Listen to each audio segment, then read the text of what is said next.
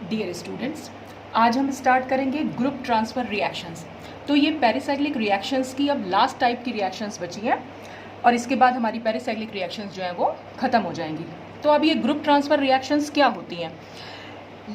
इन group transfer reactions में क्या होगा, जैसे कि नाम से ही लग रहा है कि कोई ग्रुप का ट्रांसफ़र होगा। तो यहाँ पर सिर्फ यही होता है कि ट्रांसफ़र ऑफ वन और मोर ग्रुप्स और एटम्स, या तो ग्रुप्स होंगे या फिर atoms, from one molecule to another, किसी एक मॉलिक्यूल से किसी दूसरे मॉलिक्यूल में किस ग्रुप या एटम्स का ट्रांसफ़र होता है। अब इसमें जो सबसे अच्छा एग्जाम्पल है और जो सबसे इम्पॉर्टेंट एग्जाम्पल है वो है इन रिएक्शन का। इस इन रिएक्शन को हम एल्डर इन रिएक्शन भी बोल देते हैं। जो डील्स एल्डर वाले एल्डर थे, क्योंकि उन्होंने इसको नाम दिया था, तो ये उन्हीं के नाम पर है, एल्डर इन रिएक्शन। अब ये इन रिएक्शन होती क्या है? देखिए यहाँ पर क्या होगा कि reaction between N alkene having an allylic hydrogen, यानी कि एक ऐसी एल्कीन होगी जिसमें कि एक एलाइलिक हाइड्रोजन होगा। तो उस एल्कीन को तो हम बोल देते हैं इन कंपोनेंट। इसमें दो कंपोनेंट होते हैं, एक इन कंपोनेंट और एक इनोफाइल। तो इन कंपोनेंट में ऐसी एल्कीन होती है जिसमें एलाइलिक हाइड्रोजन होता है, और एक दूसरा होगा इसमें इलेक्ट्रॉन डेफिशिएंट पाई सिस्टम, जिसको कि हम इनोफाइल बोल देते हैं।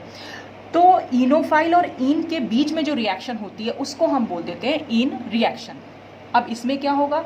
इसमें होगा transfer of allylic hydrogen on to the enophile with simultaneous formation of a carbon carbon bond. यानी यहाँ पर एक मॉलिक्यूल से एलाइलिक हाइड्रोजन जो होगा, और वो कौन सा मॉलिक्यूल होगा? यानी इन से एक एलाइलिक हाइड्रोजन जो है वो इनोफाइल पर जाकर ट्रांसफ़र होगा, और साइड बाय साइड साइमल्टेनियसली जो है वहाँ पर कार्बन कार्बन बॉन्ड भी फॉर्म होगा।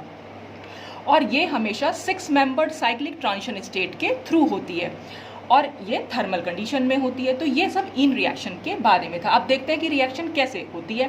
तो देखिए यहाँ पर सबसे पहले हम इन कंपोनेंट लेंगे। इन कंपोनेंट हमारा क्या था? ऐसी एल्कीन जिस पर कि कोई एलाइलिक हाइड्रोजन हो। देखिए मैंने आपको बताया था डबल बॉन्ड से जो नेक्स्ट कार्बन होता है वो हमारा एलाइलिक कार्बन होता है, और इस एलाइलिक कार्बन से जितने भी हाइड्रोजन अटैच्ड होंगे वो सारे के सारे एलाइलिक हाइड्रोजन होंगे। तो ये तो हमारा इन कंपोनेंट हुआ। और एक होता है हमारा इनोफाइल, ये इलेक्ट्रॉन डिफिशिएंट सिस्टम होता है। तो इसमें अगर हम नंबरिंग करें तो देखिए नंबरिंग हम कहाँ, एलाइलिक कार्बन को हमने नंबर 1 दिया, नंबर 2, नंबर 3, और यहाँ हम इसको नंबर 4 और नंबर 5 दे रहे हैं। तो यहाँ पर ट्रांसफ़र क्या होता है? कार्बन नंबर एटम जो 1 नंबर है उससे 5 नंबर एटम पर ट्रांसफ़र होगा हाइड्रोजन का। फिर ये डबल बॉन्ड इस कार्बन और इस एक्स के बीच में बनेगा, और ये डबल बॉन्ड यहाँ जाकर शिफ्ट हो जाएगा। तो ये एक साइक्लिक ट्रांजिशन स्टेट के थ्रू हुआ, जहाँ पर जो ये मैंने ग्रीन बॉन्ड्स बनाए हैं ये तो नए बॉन्ड्स हैं, और जो ये रेड बॉन्ड्स हैं ये बॉन्ड जो हैं वो पुराने बॉन्ड्स, यानी कि ये तो ब्रेक होने वाले बॉन्ड्स हैं रेड वाले, और जो ग्रीन वाले हैं वो नए फॉर्मिंग बॉन्ड्स हैं। तो जब इस तरह से जब हम ट्रांजिशन स्टेट के बाद हम फाइनल एडक्ट बनाते हैं तो उसमें क्या होगा? जो भी हमारे ब्रेकिंग बॉन्ड थे उनको हटा देंगे, जो फॉर्मिंग बॉन्ड थे उनको हम बना के दिखा सकते हैं। तो आपने देखा यहाँ पर हाइड्रोजन जो है इस कार्बन एटम से इस वाई पर जो है वो शिफ्ट कर गया, और एक्स और वाई के बीच में जो डबल बॉन्ड था वो एक्स और इस कार्बन के बीच में आ गया, और इस कार्बन और इस कार्बन के बीच में जो डबल बॉन्ड था वो यहाँ पर मूव कर गया। तो इस तरह से एक साइक्लिक शिफ्ट ऑफ इलेक्ट्रॉन होता है, और ये साइक्लिक शिफ्ट आप चाहे तो क्लॉकवाइज डायरेक्शन में और चाहे एंटी क्लॉकवाइज डायरेक्शन में शो कर सकते हैं। अब यहाँ पर जो है इन क्या होगी? इन जो है, सॉरी, इनोफाइल जो है, हम यहाँ एक्स डबल बॉन्ड वाई दिखा रहे हैं, एक्स डबल बॉन्ड वाई भी हो सकता है, यानी कोई एल्कीन भी हो सकती है, और एक्स और वाई के बीच में ट्रिपल बॉन्ड भी हो सकता है। तो एल्कीन या एल्काइन भी हो सकती है, और इनके अलावा भी बहुत कंपाउंड हो सकते हैं। जैसे मैंने यहाँ पर नीचे शो कर रखा है कि अगर दोनों के बीच में डबल बॉन्ड है तो कार्बन डबल बॉन्ड सी तो हो ही सकता है एल्कीन, लेकिन carbon double bond O, carbon double bond S यानी sulphur, carbon double bond nitrogen या नाइट्रोजन डबल बॉन्ड ओ, या ऑक्सीजन डबल बॉन्ड ऑक्सीजन, ऐसे भी हो सकता है। और एक्स और वाई के बीच में जब ट्रिपल बॉन्ड होगा तो एल्काइन तो हो ही सकती है, साथ ही साथ सी ट्रिपल बॉन्ड एन भी हो सकता है। तो ये कुछ एग्जाम्पल्स थे इनोफाइल के इस तरह से। तो यहाँ पर आप देख रहे हैं कि 1 नंबर से ये 5 नंबर पर हाइड्रोजन जो है शिफ्ट हो गया है, तो हम इसको 1,5 हाइड्रोजन शिफ्ट बोल सकते हैं। लेकिन एक्चुअल में जो हम सिग्मा ट्रॉपिक रिएक्शन देखते थे 1,5 हाइड्रोजन शिफ्ट, ये एक्चुअल में वो नहीं है। क्यों नहीं है वो? क्योंकि 1,5 हाइड्रोजन शिफ्ट जो सिग्मा ट्रॉपिक होता है सबसे पहला तो वो यूनिमॉलिक्यूलर रिएक्शन होती है, जबकि ये एक बाई मॉलिक्यूलर रिएक्शन है। तो ये एक सिग्माट्रॉपिक टाइप की रिएक्शन नहीं हुई। और 1,5 हाइड्रोजन शिफ्ट यूनिमॉलिक्यूलर है, तो इसलिए वहाँ पर कॉन्जुगेशन देखने को मिलता है, कॉन्जुगेशन वाला सिस्टम होगा वहाँ पर, तब जाकर जो है कार्बन जो हाइड्रोजन होगा वो फिर शिफ्ट कर जाता है 5th नंबर कार्बन पर। तो यूनिमॉलिक्यूलर रिएक्शन होती है, जबकि ये बाई मॉलिक्यूलर है, तो इसलिए ये सिग्माट्रॉपिक टाइप की रिएक्शन नहीं है। ये अपने आप में अलग टाइप की, जिसको हम ग्रुप ट्रांसफर कहते हैं, क्योंकि यहाँ पर पूरा एक मॉलिक्यूल से हाइड्रोजन का ट्रांसफर दूसरे मॉलिक्यूल पर जाकर हो रहा है। अब इसके बाद हाइड्रोजन के अलावा कोई मेटल भी ऐसा हो सकता है जो एक मॉलिक्यूल से दूसरे मॉलिक्यूल पर ट्रांसफर हो जाए। अब ये मेटल क्या क्या हो सकते हैं? ये लिथियम हो सकता है, मैग्नीशियम या पैलेडियम। तो जब मेटल का ट्रांसफर होता है, ऐसी इन रिएक्शन को हम मेटलाइन रिएक्शन बोल देते हैं। ठीक, अब हम देखते हैं कि डील-सेल्डर रिएक्शन और इन रिएक्शन दोनों में क्या डिफरेंस है। देखिए, डील-सेल्डर में क्या होता था कि हम एक डाईइन लेते थे, ये एक डाईइन है और ये हमारा डाईइनोफाइल है जो डाईन पर अटैक कर रहा है या जो डाईन लविंग है। और इन रिएक्शन में क्या होता है, इन में ये इन होते हैं और ये इनोफाइल होता है। अच्छा, दोनों में डिफरेंस क्या हुआ? देखिए, इनोफाइल या डाइनोफाइल तो दोनों में एक जैसे हैं, लेकिन इन और डाइन में क्या डिफरेंस है? या डील-सेल्डर रिएक्शन में क्या होता है? डील-सेल्डर रिएक्शन में ओवरऑल 6 पाई इलेक्ट्रॉन्स इन्वॉल्व होते हैं। देखिए, ये पाई इलेक्ट्रॉन यहाँ मूव करेगा, ये पाई इलेक्ट्रॉन यहाँ मूव करेगा और ये पाई इलेक्ट्रॉन यहाँ मूव करेगा, यानी कि 3 पाई बॉन्ड्स जो हैं यहाँ पर इन्वॉल्व हो रहे हैं। तो हम ये कह सकते हैं कि यहाँ पर 6 पाई इलेक्ट्रॉन्स जो हैं वो इन्वॉल्व हो रहे हैं। अब अगर हम यहाँ देखें, यहाँ पर ओवरऑल क्या होता है? यहाँ पर भी ओवरऑल 6 इलेक्ट्रॉन्स ही होते हैं, लेकिन उन 6 इलेक्ट्रॉन में से 4 तो होते हैं पाई इलेक्ट्रॉन्स और 2 होते हैं सिग्मा इलेक्ट्रॉन्स। देख रहे हैं आप, जैसे यहाँ डबल बॉन्ड है तो ये डबल बॉन्ड यहाँ शिफ्ट करेगा, ये डबल बॉन्ड यहाँ शिफ्ट करेगा और ये H जो है इस तरह से यहाँ पर ये जो सिग्मा बॉन्ड है वो इधर शिफ्ट कर जाएगा। चाहे तो आप इसको ऐसे शिफ्ट कर दीजिए, चाहे आप क्लॉकवाइज शिफ्ट कर दीजिए, चाहे आप एंटी क्लॉकवाइज शिफ्ट कर दीजिए, कंपाउंड हमारा सेम ही बनेगा। तो यहाँ पर क्योंकि यहाँ पर थे 6 पाई इलेक्ट्रॉन्स डील-सेल्डर में और इन रिएक्शन में हमारे 4 पाई इलेक्ट्रॉन्स और बाकी बचे हमारे 2 सिग्मा इलेक्ट्रॉन्स हैं। और क्योंकि यहाँ पर सिग्मा इलेक्ट्रॉन्स इन्वॉल्व हैं, इसलिए इन की जो एक्टिवेशन एनर्जी होती है वो डील-सेल्डर रिएक्शन के कंपैरिजन में काफ़ी हाई होती है, क्योंकि यहाँ पर सिग्मा बॉन्ड इन्वॉल्व होता है। और इसीलिए ये रिएक्शंस डील-सेल्डर के कंपैरिजन में बहुत हाई टेम्परेचर पर होती हैं। देखिए, ये तो रूम टेम्परेचर पर ही पॉसिबल है, लेकिन ये बहुत ज़्यादा हाई टेम्परेचर चाहिए तब जाकर ये रिएक्शन हो पाती है, क्योंकि यहाँ पर जो है सिग्मा बॉन्ड इन्वॉल्व हुआ है और CH बॉन्ड की एक्टिवेशन एनर्जी तो बहुत हाई होती है। अच्छा, अब क्या होता है, कुछ इन रिएक्शंस ऐसी भी हैं जो लुईस एसिड के थ्रू कैटेलाइज होती है, यानी कि वहाँ पर लुईस एसिड जो है वो एज अ कैटलिस्ट काम करते हैं। अब वहाँ पर होता क्या है, वो लुईस एसिड जो हमारा ये इनोफाइल है इसके हेट्रो एटम से कोऑर्डिनेट कर जाते हैं।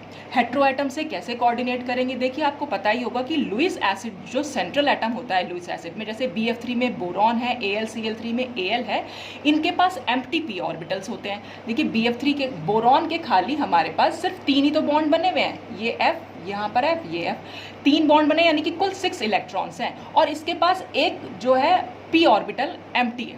तो जो एम्प्टी p ऑर्बिटल है ये आराम से 2 इलेक्ट्रॉन्स उसमें ले सकता है और अपना ऑक्टेट जो है वो कंप्लीट कर सकता है। तो ये लुईस एसिड, और यहाँ पर जो हम इनोफाइल देख रहे हैं, इनोफाइल का जो हेट्रो एटम है उसके पास लोन पेयर होते ही हैं। तो जो लोन पेयर होंगे वो लोन पेयर ऑक्सीजन, जैसे यहाँ पर सपोज यहाँ पर ऑक्सीजन है तो ये लोन पेयर जो है इस p ऑर्बिटल में ये डाल देता है। तो ये लुईस एसिड इस हेट्रो एटम के साथ कोऑर्डिनेट हो सकता है। अब इस कोऑर्डिनेशन से होगा क्या? इस कोऑर्डिनेशन से जो ल्यूमो की एनर्जी, इनोफाइल का हम यहाँ पर ल्यूमो लेते हैं क्योंकि हम इलेक्ट्रॉन डिफिशिएंट इनोफाइल ले रहे हैं, और इन का हम हमेशा होमो लेते हैं। ठीक, तो यहाँ पर इस कोऑर्डिनेशन से क्या होता है, ल्यूमो, इनोफाइल के जो ल्यूमो है उसकी एनर्जी जो है वो कम हो जाती है, और जब एनर्जी कम हो जाती है तो होमो ल्यूमो गैप जो है वो कम हो जाता है। और मैंने आपको ये डील-सेल्डर रिएक्शन में भी समझाया था कि जब कभी भी होमो ल्यूमो गैप कम होगा, जो रिएक्शन होगी वो बहुत हाई रेट पर, बहुत जल्द फास्ट हो जाएगी वो रिएक्शन। ठीक है, तो इसलिए क्योंकि यहाँ पर इनोफाइल की जो ल्यूमो की एनर्जी है वो कम हो जाती है। क्यों?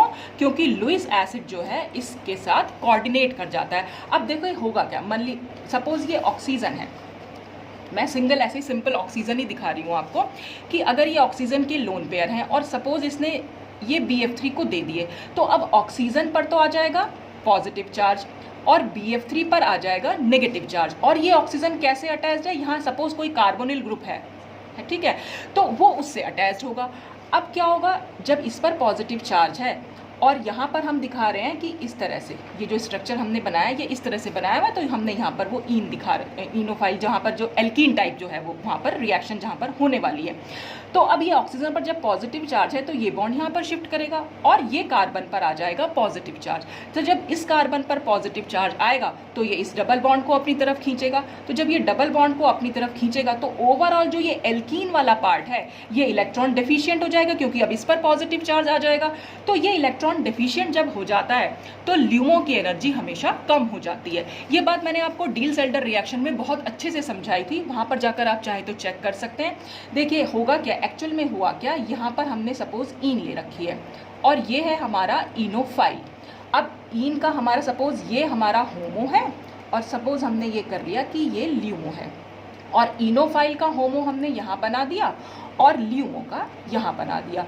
तो हम एक का होमो ले रहे हैं, ईन का होमो ले रहे हैं और इनोफाइल का ल्यूमो ले रहे हैं। तो आप एनर्जी डिफरेंस देखिए ये इस तरह से आ रहा है, ठीक। अब जैसे ही इलेक्ट्रॉन डिफिशिएंट ग्रुप अगर अटैच्ड हो या ये एल्कीन वाला पार्ट इलेक्ट्रॉन डिफिशिएंट हो जाए, देखिए अगर इलेक्ट्रॉन विड्रॉइंग ग्रुप, सपोज यहाँ पर कोई इलेक्ट्रॉन विड्रॉइंग ग्रुप जुड़ा हुआ होता तो इलेक्ट्रॉन विड्रॉइंग ग्रुप का क्या काम होता है, इस डबल बॉन्ड को ये अपनी तरफ ही तो खींचता और ये पूरे एल्कीन पार्ट को जो है वो इलेक्ट्रॉन डिफिशिएंट बना देता, क्योंकि यहाँ पर इस तरह पॉजिटिव चार्ज आ जाता। तो इलेक्ट्रॉन विड्रॉइंग ग्रुप क्या करते हैं हमेशा, ये मैंने आपको पहले भी समझाया था कि होमो और ल्यूमो की एनर्जी को कम कर देते हैं, और इलेक्ट्रॉन डोनेटिंग ग्रुप क्या करते हैं, इलेक्ट्रॉन डोनेटिंग ग्रुप होमो और ल्यूमो की एनर्जी को हमेशा बढ़ा देते हैं। क्यों बढ़ाते हैं, क्या करते हैं, ये सब मैंने आपको डील-सेल्डर रिएक्शन जब समझाई थी तब बिल्कुल अच्छे से समझाया था। तो अब क्योंकि इनोफाइल में लुईस एसिड जो है वो अटैच्ड हो गया है जाकर, और उसने क्या कर दिया, इस ईन वाले पार्ट को जो है इलेक्ट्रॉन डिफिशिएंट कर दिया। तो इलेक्ट्रॉन डिफिशिएंट होने से क्या होगा, अब इसके ल्यूमो की एनर्जी जो है वो कम हो जाएगी, इसके होमो की भी कम हो जाएगी। तो अब आप देख रहे हैं ये जो होमो ल्यूमो गैप है वो पहले के कंपैरिजन में अब कम हो जाएगा, और जितना होमो ल्यूमो गैप कम होता है रिएक्शन उतनी ज़्यादा फास्ट हो जाती है, उतनी फास्ट होती है। तो इसलिए लुईस एसिड जो है इस रिएक्शन को कैटेलाइज इजीली कर सकते हैं, क्योंकि वो होमो ल्यूमो गैप को वो कम कर देते हैं। जैसे कि हम यहाँ पर देख सकते हैं नेक्स्ट एग्जाम्पल में, ये हमने ईन ली है, ये हमारा इनोफाइल है। अब देख सकते हैं आप इसमें इलेक्ट्रॉन विड्रॉइंग ग्रुप भी जुड़ा हुआ है। अच्छा, अब क्या हो रहा है, जैसे ये रिएक्शन हम यहाँ पर करा रहे हैं, अगर हम नॉर्मली कराएं बिना लुईस एसिड के अगर हम करा रहे हैं तो आप देख रहे हैं ये 230 डिग्री सेंटीग्रेड पर हो रही है, और जब हमने इसमें एक लुईस एसिड ऐड कर दिया तो वो 25 डिग्री सेंटीग्रेड पर हो रही है, क्योंकि अब रिएक्शन बहुत फास्ट हो जाएगी, एक्टिवेशन एनर्जी भी थोड़ी सी कम हो जाएगी, तो रिएक्शन जो है वो लोअर टेम्परेचर पर भी पॉसिबल हो जाती है। बट कंडीशन ये है कि लुईस एसिड वहाँ पर प्रेजेंट होना चाहिए। तो ये दोनों ही कंडीशन में, बस यहाँ पर क्या है टेम्परेचर ज़्यादा है जब हमने लुईस एसिड को नहीं ले रखा, एक्सक्यूज मी। और रिएक्शन हुई कैसे, ये H जो है यहाँ ट्रांसफर हुआ, डबल बॉन्ड जो है इस कार्बन और इस कार्बन के बीच में आया, और ये डबल बॉन्ड इस कार्बन और इस कार्बन के बीच में आया। तो कंपाउंड हमारा इस तरह से हम इसको यहाँ पर शो कर सकते हैं। यही सेम कंपाउंड दोनों में सेम बन रहा है, उसमें कोई नहीं, पर यहाँ पर टेम्परेचर में डिफरेंस आ रहा है। तो टेम्परेचर में डिफरेंस सिर्फ इसी वजह से है क्योंकि यहाँ हमने लुईस एसिड को यूज़ किया है। अब हम देखेंगे इसके मॉलिक्यूलर ऑर्बिटल डायग्राम। देखिए यहाँ पर हमने वो अपना ईन पार्ट लिया हुआ है और एल्कीन, अब ये दोनों एक दूसरे से कैसे इंटरैक्ट कर रहे हैं। तो हमने क्या कर रखा है, इसका हमने होमो, हमें हमेशा इसका होमो लेना है और इसका ल्यूमो लेना है। तो मैंने एल्कीन का होमो ल्यूमो आपको बताया ही हुआ है पहले से। ल्यूमो में C2 सिमेट्री होती है, इसलिए हमने उसके दोनों ऑर्बिटल्स में जो पॉजिटिव और नेगेटिव फेस हैं वो एक दूसरे के सामने रखे, कॉर्नर वाले ऑर्बिटल्स में एक पे पॉजिटिव फेस होगा सामने, एक में नेगेटिव फेस होगा। और एलाइलिक यहाँ पर हमने रेडिकल कैसे बना, ये बात भी मैंने आपको सिग्मा ट्रॉपिक में समझाई थी कि हम थोड़ी देर के लिए मान लेते हैं ऐसा कि ये जो H है, यानी ये जो बॉन्ड है, इसमें ना होमोलिटिक फिशन हुआ। हालांकि होमोलिटिक फिशन होता नहीं है क्योंकि यहाँ पर फ्री रेडिकल बने, और पेरिसाइक्लिक रिएक्शंस में कहीं पर भी रेडिकल फॉर्मेशन या इंटरमीडिएट फॉर्मेशन तो होता नहीं है। लेकिन इसकी मैकेनिज्म को समझने के लिए हमने इसको सिर्फ एज्यूम किया हुआ है कि ये एक रेडिकल फॉर्म बनती है। तो आप देख रहे हैं जब इस तरह से ये बॉन्ड रेडिकल फॉर्म में टूटेगा तो ये एक एलाइल फ्री रेडिकल हमारे पास आ जाएगा। और एलाइल फ्री रेडिकल में कुल मिलाकर कितने इलेक्ट्रॉन होंगे, एक तो पाई बॉन्ड के 2 इलेक्ट्रॉन हो जाएंगे और एक इलेक्ट्रॉन ये 3 इलेक्ट्रॉन होंगे। तो इसके जो 3 ऑर्बिटल्स बनेंगे, ये सब ऑर्बिटल्स मैं आपको पहले भी बता चुकी हूँ, साई 1 साई 2 और साई 3 स्टार बनेगा। ये नॉन बॉन्डिंग होता है, ये बॉन्डिंग होता है, ये एंटी बॉन्डिंग होता है।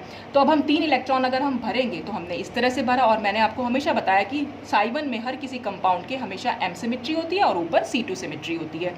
तो यानी इसके होमो, और ये होमो हो गया क्योंकि ये हाईएस्ट ऑक्यूपाइड मॉलिक्यूलर ऑर्बिटल है। तो C2 सिमेट्री के साथ हमने फिर से इसको बना दिया, एलाइल फ्री रेडिकल को बनाया, तो पॉजिटिव और नेगेटिव फेज एक दूसरे के सामने है। अब जब यहाँ पर ये हमारा H और का 1s ऑर्बिटल है, तो यहाँ पर तो ये बॉन्ड टूट रहा है, इसका पॉजिटिव और इसका पॉजिटिव जब एक दूसरे के सामने, ये तो पॉजिटिव ही मान सकते हैं हम इसको कि बॉन्ड तभी बना होगा कि ये पॉजिटिव है और ये भी पॉजिटिव है, ठीक है। तो ये बॉन्ड तभी बना होगा, और जब ये बॉन्ड यहाँ से ब्रेक हो रहा होगा उसी वक्त ये बॉन्ड यहाँ से फॉर्म भी हो रहा है, क्योंकि इसकी भी हमारे पास पॉजिटिव फेज ही ऊपर आ रही है।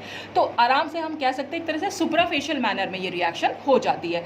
तो इस तरह हम दिखा सकते हैं कि किस तरह ये एक दूसरे से कंबाइन कर सकते हैं। तो थर्मल कंडीशन में ये रिएक्शन ईजिली पॉसिबल है, क्योंकि हमने थर्मल कंडीशन का यहाँ पर होमो ले रखा है। तो इस तरह हम ये शो कर सकते हैं कि ये रिएक्शन थर्मल कंडीशन में होती है। अब हम देखेंगे electronic effect on the intramolecular in reaction की। इलेक्ट्रॉनिक इफेक्ट मतलब इसका इंट्रामॉलिक्यूलर रिएक्शन पर इलेक्ट्रॉनिक इफेक्ट कैसे काम करते हैं। देखिए, सपोज हमारा ये एक कंपाउंड है, हमने एक कंपाउंड लिया, अब ये इंट्रामॉलिक्यूलर रिएक्शन है, तो हमें एक ही मॉलिक्यूल में यहाँ पर हमें ईन भी दिखाई देगी और इनोफाइल भी दिखाई देगा। तो ईन हमें कैसे ढूंढनी होती है, हमें ढूंढना होता है एक एलाइलिक कार्बन। तो डबल बॉन्ड से नेक्स्ट कार्बन हमेशा एक एलाइलिक कार्बन होता है। तो यहाँ पर डबल बॉन्ड से नेक्स्ट कार्बन ये है एलाइलिक कार्बन। देखिए, अब यहाँ पर मैं एक और चीज़ आपको समझाना चाहती हूँ, एक और कंसेप्ट आएगा यहाँ पर। डबल बॉन्ड से नेक्स्ट कार्बन तो ये भी है, और डबल बॉन्ड से नेक्स्ट कार्बन ये भी है, तो दोनों ही हमारे एलाइलिक कार्बन है, और दोनों से जो अटैच्ड हाइड्रोजन होंगे वो हमारे एलाइलिक हाइड्रोजन होंगे। ऐसे ही डबल बॉन्ड से ये भी एक एलाइल ग्रुप है, सॉरी ये भी एक मिथाइल ग्रुप जुड़ा हुआ है, यानी यहाँ पर भी एक एलाइलिक कार्बन है और ये भी। तो ये दोनों तो बिल्कुल सिमिलर है, आप किसी को भी निकाल सकते हैं, लेकिन ये और ये थोड़ा सा डिफरेंट होंगे। हमने इसी को क्यों निकाला ये मैं अभी आपको थोड़ी देर में समझाऊंगी, पहले हम रिएक्शन को थोड़ा सा समझ लेते हैं। तो यहाँ पर क्या हुआ, ये हमारा एलाइलिक कार्बन है और एलाइलिक कार्बन से जुड़ा हुआ हमने ये हाइड्रोजन शो कर दिया, यानी इधर भी CH3 और ये भी CH3 है, बस हमने CH3 के यहाँ पर CH2 बनाया और H को हमने बाहर शो कर दिया है, ठीक। अब हमें रिएक्शन को शो और ये हमारा जो है वो इनोफाइल पार्ट है। वो इनोफाइल पार्ट कोई भी कार्बन डबल बॉन्ड कार्बन हो सकता है, तो वो यहाँ पर इनोफाइल पार्ट हो गया। अब यहाँ पर रिएक्शन कैसे होगी, ये H तो यहाँ यानी ये यहाँ पर प्रोसीड करेगा, ये पाई बॉन्ड यहाँ शिफ्ट करेगा और ये पाई बॉन्ड यहाँ शिफ्ट करेगा। चाहे तो आप इसको इस डायरेक्शन में भी दिखा सकते हैं, चाहे तो आप सीधा क्लॉकवाइज दिखा दीजिए, चाहे आप एंटी क्लॉकवाइज दिखा दीजिए, ठीक। तो अब आप यहाँ देखिए, यहाँ टेम्परेचर है 490 डिग्री सेंटीग्रेड और हमारी जो प्रोडक्ट की यील्ड है वो भी काफ़ी कम आ रही है। प्रोडक्ट बना कैसे है, अब हमने ये H को यहाँ शिफ्ट कर दिया, तो जब ये H यहाँ शिफ्ट हुआ तो हमने यहाँ पर पहले CH2 था, अब यहाँ पर कुल मिलाकर CH3 हो गया। ये डबल बॉन्ड का यहाँ पर सिंगल बॉन्ड रह गया, इस कार्बन और इस कार्बन के बीच में बॉन्ड फॉर्म हो गया और ये डबल बॉन्ड का सिंगल बॉन्ड बन गया। ये हमारा मिथाइल ग्रुप तो पहले से था ही, और ये डबल बॉन्ड यहाँ शिफ्ट किया तो हमने ये डबल बॉन्ड यहाँ पर दिखा दिया। अब इसके बाद हम जो शो कर रहे हैं इलेक्ट्रॉनिक इफेक्ट हमें दिखाने, तो अब की बार हमने क्या करा एक इस इनोफाइल से हमने एक इलेक्ट्रॉन विड्रॉइंग ग्रुप अटैच कर दिया। अब इलेक्ट्रॉन विड्रॉइंग ग्रुप का क्या काम है, इसको इलेक्ट्रॉन डिफिशिएंट बनाना। जाहिर सी बात है इलेक्ट्रॉन खींचेगा वो डबल बॉन्ड से, तो जब ये इलेक्ट्रॉन डिफिशिएंट ज़्यादा बन जाएगी, तो जैसे ही इलेक्ट्रॉन डिफिशिएंट ज़्यादा बनेगी तो ल्यूमो की एनर्जी फिर से कम हो जाएगी और होमो ल्यूमो का गैप भी कम हो जाएगा। होमो ल्यूमो का गैप कम होगा तो रिएक्शन थोड़ा सा ईजिली हो जाएगी। इसके कंपेरिजन में ये रिएक्शन थोड़ा फास्ट हो जाएगी। यहाँ पर देखिए आप, यील्ड भी बढ़ गई और टेम्परेचर जो है वो कम हो गया। अब अगर हमने ये दोनों ही इलेक्ट्रॉन विड्रॉइंग ग्रुप ले लिए तो आपने देखा टेम्परेचर और भी कम हो गया, यहाँ पर टेम्परेचर और भी कम हो गया और यील्ड थोड़ी सी और बढ़ गई। क्या होता जा रहा है, क्योंकि ल्यूमो की एनर्जी धीरे धीरे कम होती जा रही है और होमो ल्यूमो गैप भी धीरे धीरे कम होता जा रहा है, इसलिए रिएक्शन फास्ट होती चली जा रही है और टेम्परेचर जो है वो कम होता चला जा रहा है। तो इस जैसे ही हम इलेक्ट्रॉन, यहाँ पर इलेक्ट्रॉनिक इफेक्ट से मतलब है जो इलेक्ट्रॉन विड्रॉइंग ग्रुप अगर अटैच्ड हो, यानी कि एल्कीन पार्ट को या डबल बॉन्ड वाले पार्ट को अगर इलेक्ट्रॉन डिफिशिएंट बना रहे हैं तो इलेक्ट्रॉन जो है वो फास्ट हो जाती है। ये हम यहाँ पर बताना चाह रहे थे। अब हम देखते हैं ये वाली बात कि ये वाला हाइड्रोजन क्यों नहीं निकाल रहे हैं, हम ये वाला हाइड्रोजन क्यों निकाल रहे हैं। तो देखिए, इसको मैं फिर से एक बार बना ले रही हूँ। हमने यहाँ पर ये डबल बॉन्ड बनाया, ये CH3 और ये CH3 है, ठीक है। यहाँ से हमने इसका एक H शो कर दिया इस तरह से, ठीक। यहाँ पर दोनों H हमारे इस तरह से दिखा रहे हैं। अब हम क्या करेंगे, दोनों ही हाइड्रोजन को निकाल कर देखते हैं। जब हमने ये हाइड्रोजन यहाँ से निकाला तो हाइड्रोजन जब H+ की तरह निकलेगा तो जाहिर सी बात है CH2 पर जो है वो नेगेटिव चार्ज आ जाएगा। तो हमने क्या करा, यहाँ पर वो नेगेटिव चार्ज को दिखा दिया। और यहाँ पर अगर हम देखें ये इस तरह से ये CH3 है, और अगर हम ये H निकाल रहे हैं तो नेगेटिव चार्ज यहाँ पर आ जाएगा। रिएक्शन में एक्चुअली हो क्या रहा है, ये नेगेटिव चार्ज तो यहाँ जा रहा है और ये डबल बॉन्ड यहाँ पर शिफ्ट हो रहा है, जो इस कार्बन और यहाँ पर जो कार्बन था, ये जो डबल बॉन्ड H वाला है, इस कार्बन और इस कार्बन के बीच में बॉन्ड बन रहा है। तो अब क्या हो रहा है, आपको सिर्फ इतना करना है, यहाँ पर हमें एक्चुअली कार्ब कैटायन जो फॉर्म होगा हमें उसकी स्टेबिलिटी को चेक करना होता है। अब वो कार्ब कैटायन कैसे फॉर्म हो रहा है, एक्चुअल में हुआ क्या, ये नेगेटिव चार्ज हमने यहाँ शिफ्ट करेंगे तो डबल बॉन्ड जाहिर सी बात है इस कार्बन और इस कार्बन के बीच में बॉन्ड बनाएगा। तो हम क्या करेंगे, सिर्फ इस डबल बॉन्ड को शिफ्ट कर देते हैं। अगर हमने इस डबल बॉन्ड को शिफ्ट किया तो हमारे पास क्या हो जाएगा, ये इस तरह से आ जाएगा। यहाँ पर ये तो नेगेटिव चार्ज रहेगा ही रहेगा, और यहाँ पर एक पॉजिटिव चार्ज आ जाएगा, और यहाँ एक वो बॉन्ड बन जाएगा। चाहे तो आप उसे यहाँ नेगेटिव चार्ज की तरह दिखा लीजिए, चाहे आप पूरा बॉन्ड बनता हुआ दिखा लीजिए। तो ये जो और फिर ये पॉजिटिव और नेगेटिव के बीच में एक डबल बॉन्ड बन जाता है। लेकिन हमें अभी चेक करना है कार्बोकैटायन कौन सा बना। देखिए यहाँ पर जो कार्बोकैटायन बना है, ये एक कार्बन है, ये दूसरा कार्बन है, ये तीसरा कार्बन है, यानी ये पॉजिटिव चार्ज 3 कार्बन एटम से अटैच्ड है। तो ये टर्शरी कार्बोकैटायन फॉर्म हुआ है यहाँ पर। और अगर हम यहाँ देखें, हमें क्या करना है, हमें सिर्फ डबल बॉन्ड को मूव कराना है। तो हमने ये डबल बॉन्ड को जब हम मूव करा रहे हैं, डबल बॉन्ड को हमें आगे की साइड ही मूव कराना है। तो डबल बॉन्ड हमने इधर को मूव करा दिया, तो अब क्या हो जाएगा, ये इस तरह से, क्योंकि जब ये यहाँ पर शिफ्ट होगा तो डबल बॉन्ड जाहिर सी बात है यहीं शिफ्ट होगा। तो हमने इसको डबल बॉन्ड को अगर हम यहाँ शिफ्ट करा दे रहे हैं, सपोज यहाँ पर आ गया ये, तो अब इस वाले कार्बन पर पॉजिटिव चार्ज आ जाएगा और ये आएगा नेगेटिव चार्ज। तो जब ये पॉजिटिव चार्ज यहाँ पर आया तो अब आप ये देखिए ये कौन सा कार्बोकैटायन बना है। तो ये कार्बन सिर्फ इस कार्बन से और इस कार्बन से अटैच है, यानी कि ये सेकेंडरी कार्बोकैटायन बन गया है। तो टर्शरी कार्बोकैटायन सेकेंडरी कार्बोकैटायन के कंपैरिजन में ज़्यादा स्टेबल होता है, इसलिए रिएक्शन में हमने जो है ये वाला H निकाला है। तो आपको सिर्फ कार्बोकैटायन की स्टेबिलिटी को चेक करना है। कहीं पर भी अगर इस तरह से हो कि 2 हाइड्रोजन वहाँ पर या 3 हाइड्रोजन वहाँ पर निकल सकते हैं, तो हाइड्रोजन को निकालिए, नेगेटिव चार्ज लगाइए और ये देखिए कि वो नेगेटिव चार्ज आगे मूव करके डबल बॉन्ड किधर की साइड मूव कर रहा है। तो जिधर की डबल बॉन्ड मूव कर रहा है, बस आपको नेगेटिव चार्ज को तो वहीं रखना है। सिर्फ डबल बॉन्ड को अपने दिमाग में सोच लीजिए मूव करा लिया है हमने, और पॉजिटिव चार्ज हमारा यहाँ पर आ जाएगा। तो जो और यहाँ पर क्या होगा, ये डबल बॉन्ड यहाँ मूव करेगा तो पॉजिटिव चार्ज हमारा यहाँ पर आ जाएगा। तो हमें सिर्फ इतना दिमाग में रखना है कि कौन सा वाला पॉजिटिव चार्ज बन रहा है और फिर कौन सा कार्बोकैटायन बन रहा है। जो कार्बोकैटायन ज़्यादा स्टेबल होगा रिएक्शन उसके थ्रू होगी। तो इसलिए यहाँ पर हमने ये नहीं निकाल के ये निकाला है। अब हम आते हैं रिजियो स्पेसिफिसिटी पे।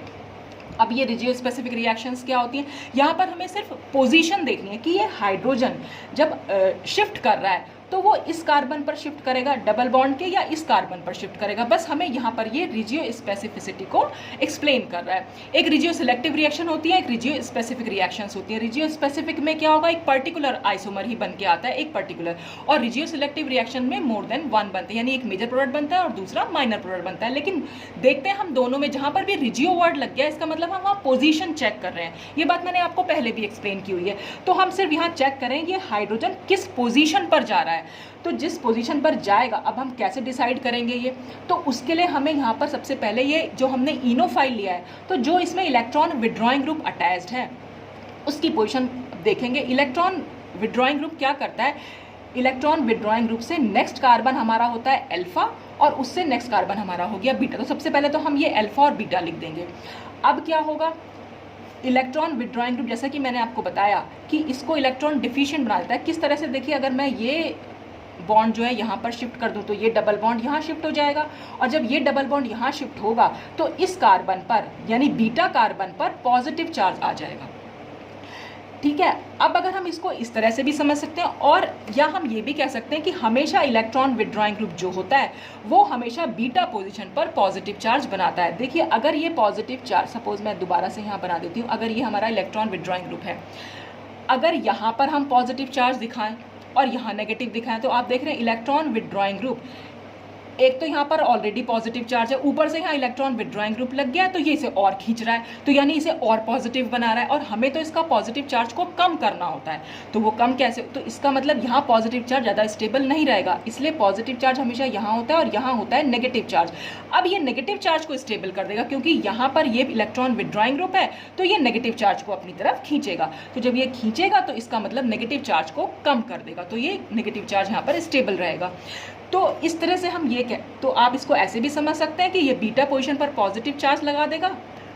और दूसरा हमें क्या करना है, अब जब यहाँ से ये H निकलेगा, तो जब यहाँ पर एक पॉजिटिव चार्ज है तो हम यहाँ मान सकते हैं कि ये एक नेगेटिव चार्ज होगा, ठीक है।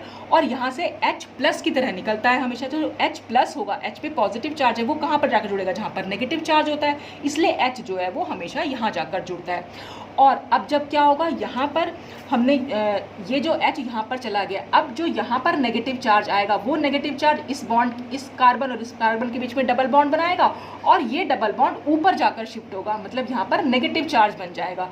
और इस नेगेटिव और इस पॉजिटिव के बीच में रिएक्शन हो सकती है, पॉजिटिव और नेगेटिव के बीच में एक बॉन्ड बन सकता है, तो वो बॉन्ड हम यहाँ पर शिफ्ट कर सकते हैं। तो ये इलेक्ट्रॉन का शिफ्ट जो मैंने शो कर रखा है, आप चाहे तो इसको इस डायरेक्शन में शो कर दीजिए, चाहे आप इसको इस डायरेक्शन में शो कर दीजिए, लेकिन ये जो पोजीशन है, आप हमेशा सिर्फ ये याद रखिएगा कि जब भी कभी हाइड्रोजन आएगा, वो हमेशा जो इलेक्ट्रॉन विड्रॉइंग ग्रुप है उसकी अल्फा पोजीशन पर जाएगा। हमेशा हाइड्रोजन जो है अल्फा पोजीशन पर जाएगा, और बीटा पोजीशन और इस कार्बन, डबल बॉन्डेड कार्बन के बीच में हमेशा एक बॉन्ड बनेगा। तो चाहे तो आप इसे नंबरिंग से समझ लीजिए, यहाँ नंबर 1 डालेंगे हम, ये 2, ये 3, तो इसको हम हमेशा 4 नंबर देंगे और इसको 5, यानी कि 1-5 हाइड्रोजन शिफ्ट होगा, तो 5 नंबर हम हमेशा इसके अल्फा कार्बन को देंगे। तो चाहे तो आप नंबरिंग से इसको याद रख लीजिए, चाहे आप इसको अल्फा बीटा पोजीशन से याद रख लीजिए, बस हाइड्रोजन जो है वो हमेशा अल्फा पोजीशन पर जाएगा इलेक्ट्रॉन विड्रॉइंग ग्रुप की, बस इतना ध्यान आपको रखना है। तो अब यहाँ पर भी हम देखिए, वो जो मैं आपको पहले समझा रही थी कि डबल बॉन्ड से नेक्स्ट कार्बन हमारा एलाइलिक कार्बन है, ऐसे ही डबल बॉन्ड से नेक्स्ट कार्बन ये भी हमारा एलाइलिक कार्बन है, ठीक है। अब ये जब ये एलाइलिक कार्बन है तो यहाँ से भी हाइड्रोजन निकल सकता है, लेकिन आप देखिए खुद ही कि जब ये हाइड्रोजन यहाँ निकला तो इस कार्बन और इस कार्बन के बीच में एक बॉन्ड आ गया, तो यहाँ पर ये बॉन्ड आ गया। और अगर हम ये वाला हाइड्रोजन निकाल देंगे तो इस कार्बन और इस कार्बन के बीच में डबल बॉन्ड आएगा। तो ये वाली पोजीशन जो है वो ब्रिजिंग पोजीशन है। आप देख रहे हैं एक साइक्लिक कंपाउंड के अंदर एक ब्रिज बना हुआ है, तो ये जब ब्रिज पोजीशन पर डबल बॉन्ड जो है वो स्टेबल नहीं होता है, इसलिए हमने ये H नहीं निकाला और ये वाला H निकाला है। तो कभी कभी ऐसा भी हो जाएगा, क्योंकि दोनों H निकालने पर आपका कार्बोकैटायन जो बनेगा वो हमेशा यहीं पर आकर बनेगा, तो दोनों ही केसेस में हमारा टर्शरी कार्बोकैटायन ही बन रहा है। लेकिन अब हम डिसाइड कैसे करेंगे, फिर हम बॉन्ड बनाकर देखेंगे कि डबल बॉन्ड हमारा आ कहाँ पर रहा है। तो जब डबल बॉन्ड हमारा इस पोजीशन पर आ रहा है तो ये तो हम नहीं बना सकते, इसलिए हमने ये वाले हाइड्रोजन को यहाँ पर निकाला है। तो ये थी हमारी रिजियो स्पेसिफिसिटी, जिसका एक और एग्जाम्पल हम देख लेते हैं।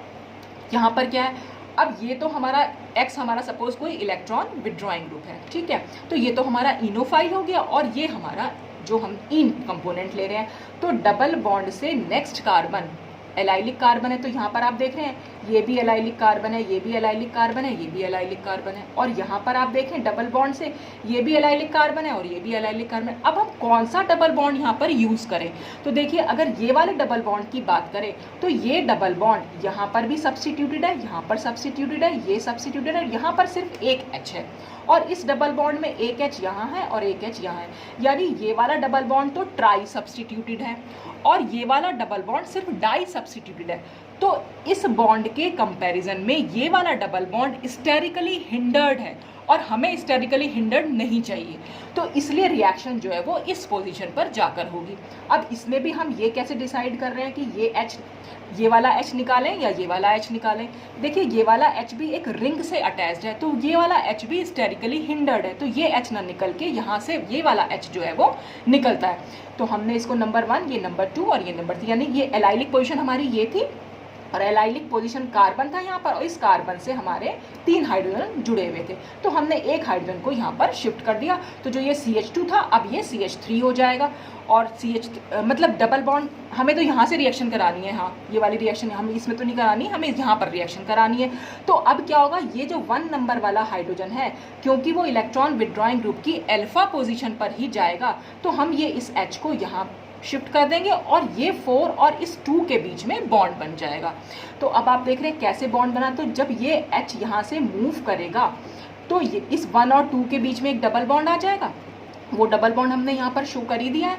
और यहाँ पर जो ये 1 2 3 ये वाला जो कार्बन एटम है, इस सॉरी मैंने 2 और 4 बोल दिया गलती से, ये 3 और 4 के बीच में बनेगा, क्योंकि 3 पोजीशन और 4 पोजीशन के बीच में बनता है। जैसे हमने यहाँ भी बनाया था 3 और 4 पोजीशन के बीच में डबल बॉन्ड बनता है, तो ये 3 और 4 के बीच में डबल बॉन्ड बन रहा है और ये डबल बॉन्ड जो है बाहर निकल के आ रहा है। तो ये एक बॉन्ड हमने यहाँ बना दिया है। और उसके बाद अगर मैं इसको नंबरिंग देना चाहूँ तो हमारी नंबरिंग फिर वैसी हो जाएगी, ये 1 हो जाएगा, ये 2 हो जाएगा, ये 3 और ये 4 और ये 5।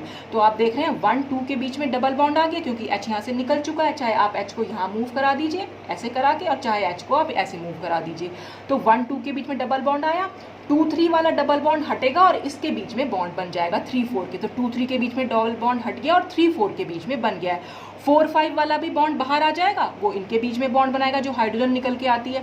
तो 4 और 5 के बीच में यहाँ पर हमने दिखा दिया। यहाँ पर एक H जो हमारा शिफ्ट होके आया था, वो H यहाँ पर 5 पोजीशन पर पहुँच गया है और इस 5 पोजीशन पर हमारा X जुड़ा हुआ है, तो वो हमने यहाँ पर शो कर दिया। तो इस तरह से हम यहाँ दिखा सकते हैं कि कौन से डबल बॉन्ड पर रिएक्शन होगी। तो पोजीशन जब हम डिसाइड करते हैं तो हम उसकी रिजियो स्पेसिफिसिटी या रिजियो सिलेक्टिविटी डिसाइड करते हैं।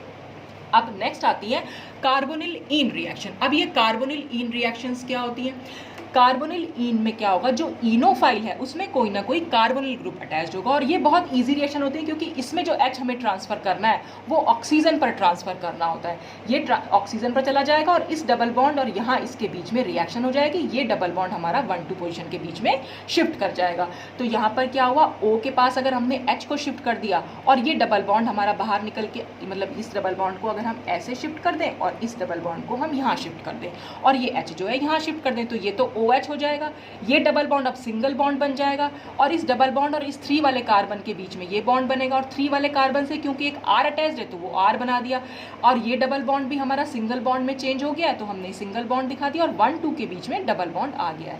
तो आप यहाँ से इसको नंबरिंग दे सकते हैं 1 2 3 और ये था हमारा 4 और 5 तो हमारा वो हाइड्रोजन था जो हमने यहाँ पर शिफ्ट कर दिया है। तो इस तरह से हम इसकी रिएक्शन को यहाँ पर शो कर सकते हैं। अब इमिनो इन रिएक्शन, इमिनो इन रिएक्शन में क्या होगा, यहाँ पर नाइट्रोजन प्रेजेंट होगी, यानी इमिनो ग्रुप यहाँ पर प्रेजेंट है और यहाँ पर जो हाइड्रोजन शिफ्ट होगा वो इस नाइट्रोजन पर शिफ्ट हो जाएगा। ये डबल बॉन्ड यहाँ शिफ्ट हो जाएगा और ये डबल बॉन्ड यहाँ शिफ्ट हो जाएगा। तो हमने ये 1 2 के बीच में डबल बॉन्ड बनाया, 2 3 का सिंगल बॉन्ड बन गया, 3 और इस CH के बीच में ये बॉन्ड बन गया। इस CH से एक ये ग्रुप जो अटैच था वो दिखा दिया। ये डबल बॉन्ड भी हमारा सिंगल बॉन्ड चेंज हो गया, इस N से ये H हमने ऐड कर दिया। तो इस तरह से ये इमिनो इन रिएक्शन कहलाती है। नाम हमारे सिर्फ इसी बेस पर है कि हमने इनोफाइल में क्या चीज़ अटैच्ड की हुई है। अब हम देखेंगे इसकी स्टीरियो सिलेक्टिविटी। स्टीरियो सिलेक्टिविटी में एक मेजर प्रोडक्ट बनेगा और दूसरा हमारा माइनर प्रोडक्ट बनेगा। जैसे कि हम यहाँ देख रहे हैं कि ये हमने एक सिस एल्कीन ले रखी है, यहाँ पर ये मिथाइल ग्रुप है, ये भी मिथाइल ग्रुप है और ये हमारा ग्रुप जो हमारा, ये हमारी हो गई इन और ये हमारा हो गया इनोफाइल। और in presence of Lewis acid, ये हमने लुइस एसिड लिया हुआ है।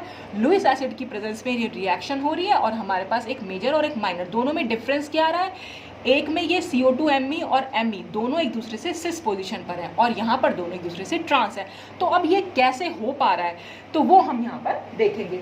अच्छा, अब आप देख सकते हैं यहाँ पर हमें क्या करना है, क्योंकि इन दोनों के बीच में देखिए रिएक्शन कहाँ पर होगी, रिएक्शन होगी, ये Me था यानी CH3 था, हम इसको कैसे लिख सकते हैं, यहाँ पर सपोज हमने CH2 लिखा और ये H लिख दिया, तो ये H तो चला जाएगा इस पोजीशन पर, ये डबल बॉन्ड यहाँ पर जुड़ जाएगा इस डबल बॉन्ड से जाकर और ये डबल बॉन्ड फिर यहाँ शिफ्ट हो जाएगा। तो क्या हो जाएगा, एक 6 मेंबर्ड यहाँ पर रिंग बन जाएगी। 6 मेंबर्ड रिंग कैसे बन रही है, यहाँ पर अगर हम देखें 1 2 3 और 4 5 और 6, ये 6 मेंबर्ड रिंग बनती है और ये 6 मेंबर्ड रिंग जो बनती है ट्रांजिशन स्टेट में वो चेयर लाइक स्ट्रक्चर में बन जाती है। तो जब हम चेयर लाइक स्ट्रक्चर बनाएंगे उस बेसिस पर हम दिखाएंगे कि ये मेजर कैसे बन रहा है और ये माइनर कैसे बन रहा है। तो सबसे पहले तो हम यही देखते हैं कि ये रिएक्शन आखिर हो कैसे रही है। देखिए हमने क्या कर रखा है, यहाँ पर मैं यहाँ पर एक मिनट ये पहले ड्रॉ कर लेती हूँ। ये डबल बॉन्ड इस तरह से यहाँ पर ये है, ये C डबल बॉन्ड O, ये H और यहाँ पर हमने ये CO2Me जोड़ रखा है, यानी इस कार्बन और ऑक्सीजन ये डबल बॉन्ड और ये डबल बॉन्ड यहाँ से हमारा जो है वो एक H जो है ये CH2 बना देती हूँ और ये H हो गया। इस तरह से हमारी रिएक्शन हो रही है। तो इनके बीच में बॉन्ड बन रहा है, इस कार्बन और इस कार्बन के बीच में बॉन्ड बन रहा है हमारा और ये जो बॉन्ड है यहाँ पर जाकर वो शिफ्ट हो जा रहा है। तो अब अगर हम दिखेंगे रिएक्शन को तो यहाँ पर हम सबसे पहले क्या करते हैं, ये जो कार्बन एटम है इससे आप देख रहे हैं 3 चीज़ें अटैच्ड हैं, एक तो डबल बॉन्ड ऑक्सीजन, एक H और एक CO2Me। देखो चेयर फॉर्म कैसी बनती है, सबसे पहले तो हम चेयर फॉर्म को ही समझ लेते हैं। हमें कुछ इस तरह का स्ट्रक्चर चाहिए, इस तरह का, जिसमें एटम एक तो अप है फिर डाउन है, फिर अप है फिर डाउन है, फिर अप है फिर डाउन है, ऊपर है नीचे है, ऊपर है नीचे है, ऊपर है नीचे है, ठीक है। और जो मैंने आपको पहले भी समझाया हुआ है, अगर ये ऊपर वाले होते हैं तो जिसमें उसमें हम 2 तरह के बॉन्ड शो करते हैं, एक हमारा होता है एक्सियल बॉन्ड, दूसरा होता है हमारा इक्वेटोरियल। जो ऊपर वाले कार्बन होते हैं उसमें हमेशा एक्सियल ऊपर को बनाते हैं, और जो नीचे वाले कार्बन होते हैं उसमें हमेशा एक्सियल नीचे को बनाते हैं, और इक्वेटोरियल हम इस तरह से बनाएंगे। ये इक्वेटोरियल और ये वाला बॉन्ड एक दूसरे से पैरेलल पोजीशन पर होते हैं, ऐसे ये बॉन्ड और ये बॉन्ड एक दूसरे से पैरेलल पोजीशन पर होते हैं। तो हमें कुछ इस तरह का स्ट्रक्चर चाहिए। जब हमें इस तरह का स्ट्रक्चर चाहिए तो इसको हम इसी तरह से लिख के कोशिश करते हैं कि क्या हम इस तरह का बना पा रहे हैं। देखिए हम इसके लिए क्या करेंगे, ये C डबल बॉन्ड O को हमने ऐसे दिखाया, एक बार हम H को ऐसे, और इक्वेटोरियल पोजीशन पर हम CO2Me रखते हैं, ठीक है। ये तो हमने इस स्ट्रक्चर को बना लिया। अब हम क्या करेंगे, ये वाला स्ट्रक्चर हमारा रहता है, तो ये वाला स्ट्रक्चर अगर हमें बनाना है तो हम क्या कर रहे हैं, देखिए ये हम कुछ आप देख समझ पा रहे हो, तो हमने यहाँ पर C बनाया है और ये डबल बॉन्ड O है, ये H बना दिया और ये हमने CO2Me बना दिया। ये हमारा स्ट्रक्चर यहाँ इस तरह से बन के आया। अब हमें Me को, ये जो हमारी ये कंपाउंड था, ये वाला कंपाउंड जो हमने ले रखा है, ये क्योंकि हमारा इस तरह से बना हुआ है, ये देखिए ये इस तरह से बना हुआ है। अब यहाँ पर रिएक्शन क्या हो रही है, ये वाली जो पोजीशन है ये CH2 समझ लीजिए, मैं इसका H जो है ऊपर को जाके, क्योंकि हमें इसी शेप में बनाना है तो हम इसके H को यहाँ पर शो कर दे रहे हैं, ये H इससे जुड़ा हुआ है, तो इस तरह से हम इसको दिखा सकते हैं। अब रिएक्शन कैसे होगी, रिएक्शन कुछ इस तरीके से, ये H थोड़ा सा और ऊपर मैं बना सकती हूँ क्योंकि ये हमारा पूरा ऊपर जाना चाहिए, इस तरह से जाना चाहिए। ये ऑक्सीजन जो है नीचे रहना चाहिए क्योंकि हमने इस पोजीशन पर बनाया है इसको, तो हमने H क्या है यहाँ पर बना दिया है, और ये CH2 जो है हमने यहाँ बना दिया है। ये बॉन्ड जो हमारा इस तरह से है ये है ही, और ये डबल बॉन्ड हमने यहाँ बना दिया है, और एक Me जो है हमारा इस तरह, क्योंकि ये सिस पोजीशन थी तो हमने दोनों को नीचे की साइड बनाया है, तो इस तरह से बन के आया। अब क्या होगा, इस H और O के बीच में इंटरेक्शन होगा, एक बॉन्ड तो इस तरह से बनेगा, वो बॉन्ड बनेगा कैसे, ये डबल बॉन्ड यहाँ पर शिफ्ट करेगा। अब ये वाला बॉन्ड तो टूटेगा क्योंकि हाइड्रोजन को तो इसके पास जाना है, तो ये बॉन्ड टूटकर मतलब ब्रेक होगा और ये इधर की साइड आ जाएगा, ठीक है। अब ये डबल बॉन्ड फिर शिफ्ट करेगा, ये डबल बॉन्ड कहाँ शिफ्ट करेगा, इस कार्बन और इस कार्बन के बीच में शिफ्ट कर जाएगा, तो हम इस डबल बॉन्ड को यहाँ पर शिफ्ट होता हुआ दिखा सकते हैं। तो इस तरह से देख रहे हैं आप, ट्रांजिशन स्टेट चेयर फॉर्म बन के आ गई है, ये देख रहे हैं इस तरह से, ये हमारी पूरी चेयर फॉर्म है और ये हमारा Me जुड़ा हुआ है। जब Me नीचे है तो H को हम ऊपर दिखा सकते हैं। तो यही मैंने यहाँ पर, अगर आपको ये समझ में आ गया, पहले आप एकदम से टेम्परेरी वाली एक चेयर फॉर्म बना के देख लीजिए, फिर आप उसी में ग्रुप को, और ये डबल बॉन्ड O हम हमेशा कभी भी एक्सियल और इक्वेटोरियल ना बना के हम इसे बॉन्ड के अंदर की साइड शो करते हैं, ये आप ध्यान रखिएगा इसमें। तो हमने इसे इस तरह से शो कर दिया है यहाँ पर, और जो जो इससे जुड़ा हुआ है वो इस तरह से हम बना के दिखा सकते हैं, जहाँ जहाँ जिससे बॉन्डिंग हो रही है वो हम इस तरह से शो कर सकते हैं। तो यही चेयर फॉर्म मैंने आपको यहाँ बनाकर दिखाई हुई है। फिर फाइनली क्या होगा, हम बॉन्ड को यहाँ पर ब्रेक कर सकते हैं, तो ये ब्रेक होके यहाँ डबल बॉन्ड जाएगा, ये डबल बॉन्ड यहाँ शिफ्ट होता हुआ और ये डबल बॉन्ड यहाँ पर शिफ्ट होता हुआ हमने दिखा दिया। तो इसमें हमने क्या करा है, हमने CO2Me, क्योंकि ये बल्कि ग्रुप है तो हमने इसे इक्वेटोरियल पोजिशन पर ले लिया, ठीक है। और इससे जो हमारा प्रोडक्ट बन के आ रहा है, अब वो प्रोडक्ट भी हम कैसे दिखाएंगे, सपोज हम नंबर डाल देते हैं यहाँ पर, ये नंबर 1 है, ये नंबर 2 है, ये नंबर 3 और ये नंबर 4 हो गया हमारा। तो हमने ये 4 कार्बन की चेन दिखा दी। तो अब 1 और 2 के बीच में डबल बॉन्ड है, तो हम यहाँ से नंबर 1 शुरू करें, ये नंबर 2 है, ये नंबर 3 है और ये नंबर 4 है, तो 1 और 2 के बीच में डबल बॉन्ड जाएगा। फिर 2 और 3 के बीच में एक सिंगल बॉन्ड है, तो 2 और 3 के बीच में एक सिंगल बॉन्ड है, और 3 से एक Me जुड़ा हुआ है तो हमने वो Me को जोड़ दिया। अभी हम स्टीरियो की बात करेंगे। 3 और 4 के बीच में एक सिंगल बॉन्ड है, और 4 नंबर से एक तो हाइड्रोजन अटैच्ड है, एक CO2Me, तो हमने CO2Me जोड़ दिया, और क्योंकि अब ये ऑक्सीजन से H जुड़ गया है तो ये हमने H जोड़ दिया। अब हमने ये पोजीशन कैसे दिखाई है, देखिए यहाँ पर अगर आप देखें तो CO2Me भी नीचे की साइड है और ये वाला Me भी नीचे की साइड है, यानी दोनों एक दूसरे से सिस पोजीशन पर हैं, दोनों ही नीचे हैं। यहाँ पर हम एक्सियल इक्वेटोरियल नहीं देखते हैं, हम हमेशा कभी हम स्टीरियोकेमिस्ट्री पढ़ेंगे तो मैं आपको क्लियरली समझाऊंगी इसमें। तो ये सिस पोजीशन होती है, 1 2 पोजीशन पर दोनों चीज़ें जो नीचे की साइड होते हैं बॉन्ड एक्सियल इक्वेटोरियल, वो हमेशा सिस पोजीशन कहलाती हैं क्योंकि दोनों ही नीचे की साइड हैं, तो इसलिए हमने दोनों को नीचे की साइड बना दिया।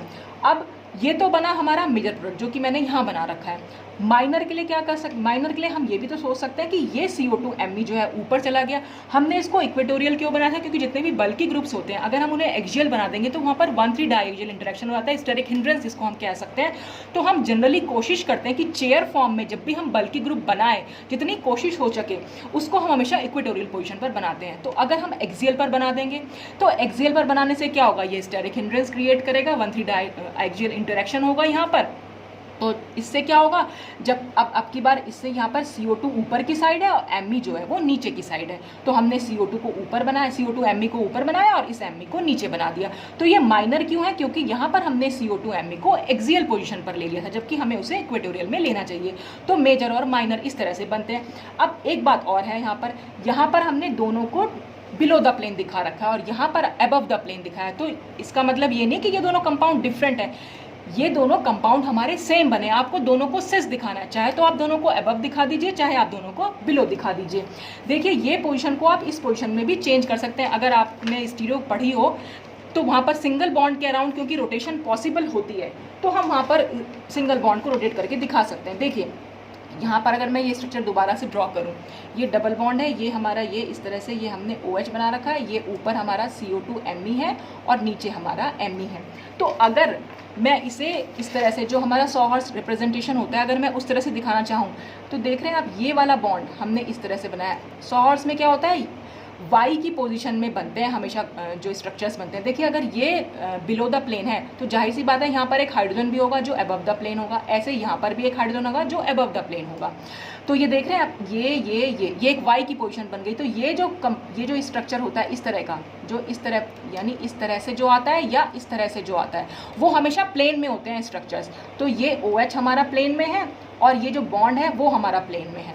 और यहाँ पर अगर हम इस OH से दिखाएं, अगर हम एक Y ऐसे बना दें और यहाँ पर एक Y ऐसे बनाएं तो जो पीछे वाला बॉन्ड है CO2Me पीछे, हमेशा जब ये सीधा वाला Y बनता है तो जो पीछे वाला बॉन्ड होता है ये वाला, ये हम बिलो द प्लेन दिखाते हैं और ये हमारा अबव द। यहाँ पर तो हम नहीं दिखा रहे हैं, यहाँ पर तो हम सिंपल Y बनाना होता है, पर मैं आपको बता रही हूँ कि जब भी आप Y बनाओगे तो जो पीछे की साइड है वो वाले बॉन्ड हमारा बिलो द प्लेन होते हैं। तो यहाँ पर हम CO2Me लिखेंगे और यहाँ पर H लिखेंगे। ऐसे ही हम यहाँ पर देखेंगे, यहाँ पर इसमें क्या होगा, पीछे की साइड बॉन्ड ये वाला बॉन्ड पीछे होगा तो यहाँ पर हम Me लिखेंगे, ये बॉन्ड आगे होगा तो हम यहाँ H लिखेंगे। ठीक है, अब हमें दोनों को अबव द प्लेन लाना है ग्रुप्स को। तो दोनों को अबव द प्लेन लाने के लिए हम क्या कर सकते हैं, हमें क्या करना होगा, इस मॉलिक्यूल को जो है 180 डिग्री पर रोटेट कर सकते हैं हम इसे। और 180 डिग्री पर हम किस तरह से रोटेट करेंगे, देखिए अगर हमारे पास कोई चीज़ इस तरह से है, ये इस तरह से 180 डिग्री पर रोटेट करने का मतलब होता है इस वाले बॉन्ड को हम यहाँ शिफ्ट कर दें, इस वाले बॉन्ड को हम यानी सब्स्टिट्यूएंट को यहाँ शिफ्ट कर दें और इसको हम उल्टा शिफ्ट कर दें। तो देखिए 180 पोजीशन कैसे बनेगी, देखिए इसके और इसके बीच का एंगल कितना होता है 120। अगर हम इस ग्रुप को यहाँ पर ला रहे हैं तो ये तो हो गया 120 और इस ग्रुप के बीच में भी 120 डिग्री का, तो जो मिडिल से जाएगा वो 60 डिग्री होगा। तो ये 120 हुआ और इतना हो गया 60, तो 120 प्लस 60 कितना हो गया 180। तो ये 180 डिग्री का रोटेशन हुआ। तो जो भी ग्रुप हमारा आगे जुड़ा हुआ है वो अब पीछे की साइड आ जाएगा, यानी यहाँ पर ये आगे था तो यहाँ पर ये H हो गया। ये CO2Me पीछे था तो ये CO2Me अब आगे हो जाएगा और ये नीचे था तो ये ऊपर पहुँच जाएगा। तो हमारा बेसिक कंपाउंड जो बनेगा वो इस तरह से बनेगा, ये OH, ये H और ये CO2Me। अब हम आते हैं इस वाले कंपाउंड पे। यहाँ पर हमारा ये ग्रुप चला जाएगा इधर की साइड, ये ग्रुप जाएगा इधर की साइड और ये ग्रुप जाएगा इधर की साइड। तो ये ग्रुप हमारा क्या था, ये H था तो ये अब H आगे चला गया है, मतलब पीछे चला गया है। Me जो पीछे था वो अब Me आगे आ जाएगा और ये वाला बॉन्ड जो है यूँ हो जाएगा। तो हम इसको इस तरह से दिखा सकते हैं, Me आगे गया और H पीछे गया। अब अगर हम इसे जिगजैग मोशन में दिखाना चाहें तो जो जिगजैग मोशन हमारा बन रहा है, हम इस तरह से दिखाया कंपाउंड को।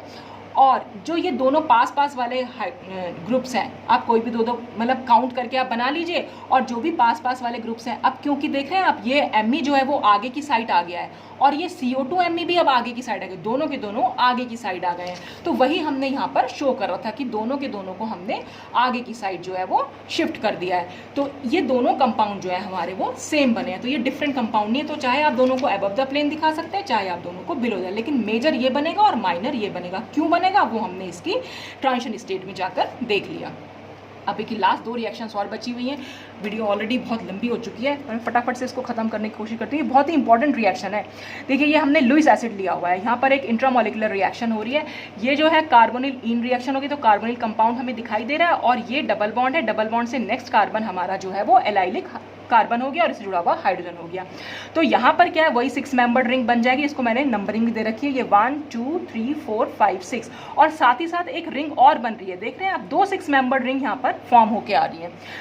तो यहाँ पर हम वही 6 मेंबर्ड के, यहाँ इस वाली रिंग को मैंने ABCDEF दे रखा है। तो ये यहाँ से अगर सपोज हम शुरू करें तो A कार्बन हमने यहाँ बनाया, फिर B बनाया, C पर आप देख रहे हैं मिथाइल ग्रुप है और मिथाइल ग्रुप जो है वो ऊपर की साइड है। तो मिथाइल ग्रुप हमें ऊपर की साइड दिखाना है, तो जाहिर सी बात है हमें इक्वेटोरियल दिखाना पड़ेगा, क्योंकि नीचे की साइड तो हमारा हाइड्रोजन है और ऊपर की साइड हमें जो भी ग्रुप, मैंने आपको बताया भी था जब भी ये ट्रांजिशन स्टेट, पहले भी जब ये साइक्लोहेक्सेन स्ट्रक्चर बनाया था, तो जो ऊपर वाले बॉन्ड है अगर इस पर हमें ऊपर बनाना है तो हम ऐसे बनाएंगे। इस पर अगर हमें ऊपर बनाना है, क्योंकि यहाँ इसका नीचे एक्सियल बनेगा और ऊपर की साइड जो है वो इक्वेटोरियल बनेगा। इसका नीचे इक्वेटोरियल बनेगा, इसका ऊपर एक्सियल बनेगा तो नीचे इक्वेटोरियल बनेगा। तो आपको चेक करना है कि किस कार्बन पे कैसे पोजीशन आ रही है, क्योंकि इसमें नीचे एक्सियल है तो ऊपर की साइड इक्वेटोरियल पोजीशन जाएगी और ऊपर ही CH3 है तो हमने CH3 यहाँ जोड़ दिया। फिर ये DEF है, F पर जाकर आप देख रहे हैं ये हमारा क्योंकि एक ग्रुप आ रहा है और ये ग्रुप एक बल्कि ग्रुप है, तो बल्कि ग्रुप को हम इक्वेटोरियल पोजीशन पर रखने की कोशिश करते हैं। तो हमने इसे इक्वेटोरियल रख लिया। इस कार्बन पर भी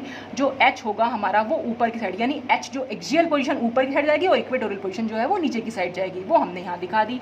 A पर हमारा डबल बॉन्ड O है, तो इस कार्बन के इक्वेटोरियल पोजीशन पर हमने उस O को बना दिया। ठीक है, अब रिएक्शन कैसे हो रही है वही हमने यहाँ पर ये CH2H को इस तरह से लिख दिया, ये CH2 है और ये H है। O और H के बीच में बॉन्ड बन रहा है और इस कार्बन के बीच में एक बॉन्ड बन रहा है, ये वाला बॉन्ड यहाँ पर ब्रेक हो रहा है।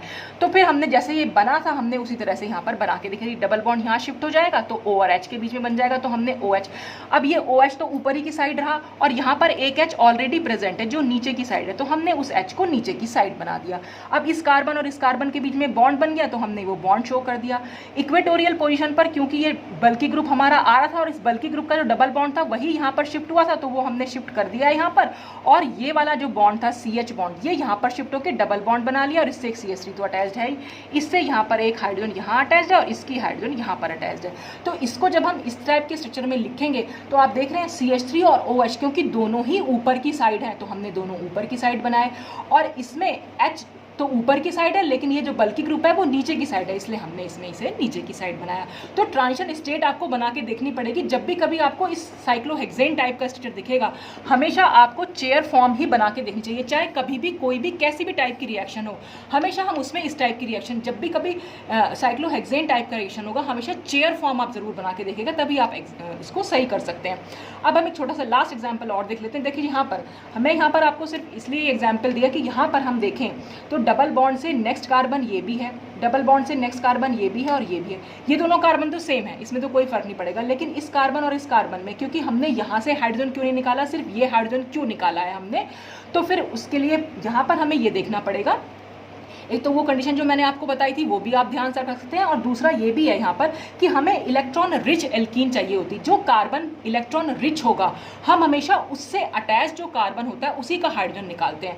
तो यहाँ पर क्योंकि 2 मिथाइल ग्रुप जुड़े हुए हैं और मिथाइल ग्रुप +I इफेक्ट लगाकर इस कार्बन को इलेक्ट्रॉन रिच बना दे रहे हैं, तो इसलिए इस कार्बन से जो कार्बन अटैच्ड है वही इसका हाइड्रोजन हम निकाल रहे हैं। और यहाँ पर तो सिर्फ एक ही मिथाइल ग्रुप अटैच्ड है, तो इसके कंपेरिजन में ये इतना इलेक्ट्रॉन रिच कार्बन नहीं है, तो हमें इलेक्ट्रॉन रिच कार्बन भी देखना होता है। तो चाहे तो आप वो कंडीशन, अगर वो कंडीशन कहीं पर सेटिस्फाई ना हो तो आप ये कंडीशन लगा के देखिए, ये कंडीशन ना लगे तो वो लगा के देखिए, तो आप दोनों से आप क्वेश्चन को सॉल्व कर सकते हैं। और ये हमारा इनोफाइल है। इनोफाइल में मैंने आपको बताया ही था कि जो अल्फा पोजीशन होगी ये इसकी अल्फा है और बीटा, अल्फा पर जाकर हमेशा H आएगा और इस डबल बॉन्ड के बीच में बॉन्ड बनेगा और ये डबल बॉन्ड यहाँ पर शिफ्ट कर जाएगा। यहाँ पर समझने वाली बात ये लुईस एसिड हमने लिया हुआ है कि जो ये C और H का बॉन्ड है और जो ये कार्बन कार्बन बॉन्ड है ये दोनों hमेशा एक दूसरे से सिस होते हैं। ये चीज मैंने आपको बताने के लिए ये एग्जाम्पल दिया था। जब भी कभी आप ये CH और CC बॉन्ड बनाएंगे ये हमेशा एक दूसरे के सिस बनते हैं, क्योंकि इनके बीच में जो है वो सिन एडिशन होता है। तो इस तरह से हम इसको समझ सकते हैं कि ये इन रिएक्शन, तो ये सब कुछ था इन रिएक्शन के बारे में। आज ये पेरिसाइक्लिक रिएक्शंस जो है बिल्कुल खत्म हो चुकी हैं। आई होप कि मैंने काफ़ी कुछ क्लियर किया होगा। अब नेक्स्ट वीडियो में नेम रिएक्शन का स्टार्ट करूंगी। तो आज के लिए बस इतना ही। Thanks for watching.